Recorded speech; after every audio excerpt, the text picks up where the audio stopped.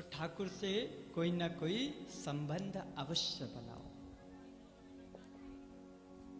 परीक्षित ने सुखदेव जी से प्रश्न किया, प्रभु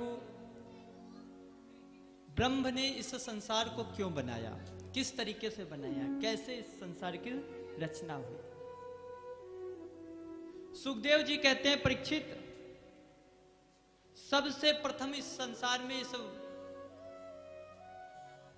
पूरे विश्व में कुछ भी नहीं था।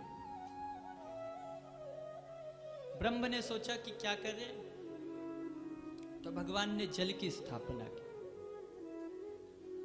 जल में ही शेष नाग पे भगवान विश्राम कर रहे हैं। तो नर जो जल पर विश्राम करते हैं, जल यानी नार, और नार पर ही शयन करने वाले जो भगवान है, उन्हीं का नाम है नारायण। नारायण शेषनाग के ऊपर विश्राम करते हैं। एक दिन मन में विचार कर रहे थे कि क्यों ना मैं एक से अनेक हो जाऊं। नारायण की समाधि लगी और नेत्र बंद किए भगवान ने, सोई उनके नाभि कमल से कमल का पुष्प प्रकट हुआ। उस पुष्प पर चतुरानन 4 मुख वाले ब्रह्मा जी बैठे हुए। ब्रह्मा जी ने देखा, चारों तरफ नजर फिराकर तो सिर्फ जल ही जल दिखाई दे रहा, कोई भी वस्तु, कोई भी चीज दिखाई नहीं दी। ब्रह्मा जी ने सोचा कि जब हम हैं तो हमें जन्म देने वाला भी कोई होगा। सो ढूंढने लगे, जब कुछ नहीं मिला तो कमल की डंडी में ही प्रवेश कर गए। बहुत दिनों तक, कई सालों तक ऊपर नीचे होते रहे, पर ब्रह्मा जी को कोई अंत नहीं मिला। अंत में आकर वापस फिर कमल के पुष्प में आ गए।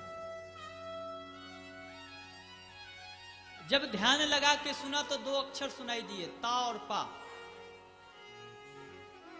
जब 2 अक्षर सुनाई दिए तो ब्रह्मा जी ने तप किया। जब तप किया, तब से भगवान विष्णु प्रकट हुए और प्रकट होकर दर्शन दिया, और ब्रह्मा जी का हाथ पकड़ा और बोला, जाओ मैं तुम्हें पूरे विश्व का मालिक बनाता हूं। जैसे ही ब्रह्मा जी को कहा कि जाओ मैं तुम्हें पूरे विश्व का मालिक बनाता हूं, उसी समय ब्रह्मा जी ने हाथ जोड़कर कहा, प्रभु इस संसार में किसी के पास थोड़ी भी संपत्ति हो जाए, धन आ जाए, तो उसको अभिमान आ जाता है। अरे हम, और आपने तो मुझे पूरे सृष्टि का विधाता बना दिया, कहीं मुझ पे भी अगर अभिमान आ गया तो मैं क्या करूंगा। तब भगवान नारायण ने 4 श्लोक में ब्रह्मा जी को पूरी भागवत प्रदान की। नारायण कहते हैं, ब्रह्मा जी इस संसार के बनने के पहले भी मैं था, इस संसार के बनने के बाद भी मैं हूं, और इस संसार के समाप्त होने के बाद भी जो बचता है वो मैं ही। इस संसार में जो भी होता है वो सब मेरी माया के द्वारा होता है। इस संसार को चलाने वाली कौन है? भगवान की माया। तो इस माया से कौन बच सकता है? बोले जो मेरी शरण में आ जाए। जो भगवान की शरण में आ जाता है उसको माया नहीं परेशान करती। कैसे? किसी के घर में पालतू कुत्ता हो और आप बिना उसके मालिक के आदेश के घर में घुस रहे हो, वो कुत्ता आपको तुरंत काट लेगा, तुरंत दौड़ेगा। और मालिक ने तुरंत आवाज लगाई, ए इधर चलो, इधर बैठो, क्या होगा? वो जाकर किनारे बैठ जाएगा। उसको पता चल गया कि ये मेरे मालिक के द्वारा बुलाया गया हुआ मेहमान है और इसको मुझे नहीं परेशान करना। इसी प्रकार जब हम ठाकुर की शरण में पहुंच जाएंगे और ठाकुर जी ने एक बार अपनी माया की ओर तिरछी नजर करके कह दिया कि ये मेरा भक्त है, तो फिर माया उसे नहीं परेशान करेगी। ये माया बड़ी चंचल है, बड़ी चपला है, इससे कोई भी अछूता नहीं रह सकता। बड़े बड़े संत जन, ज्ञानी जन, मुनि जन हुए जो 10-10 हजार वर्ष तपस्या करने के बाद भी वो माया के प्रकोप में आकर और माया के अधीन हो गए। एक सौभरी नाम के ऋषि थे, वो ब्रह्मा जी की पुत्र है। सबसे पहले ही कह दिया कि नहीं, मैं इस संसार में रहूंगा ही नहीं, और संसार में नहीं रहूंगा तो मुझे माया नहीं परेशान करेगी। जब संसार में रहेंगी ही नहीं तो माया हमें कैसे परेशान करेगी। जाके समुद्र में जाके बैठ गए, और बैठकर हजारों वर्ष तक तपस्या की, परंतु मत्स्य को देखकर मछलियों को मन में काम भावना उत्पन्न हुई। आके राजा के पास पहुंचे और राजा से कहा, राजन तुम्हारे 50 पुत्रियां हैं, तो हम चाहते हैं कि हमारा भी विवाह हो जाए। विवाह करने की इच्छा हुई तो एक काम करो, 1-2 कन्याओं से हमारा भी विवाह कर दो। अब सौभरी मुनि महाराज कैसे दिखते हैं, पूरे शरीर में एक भी महाराज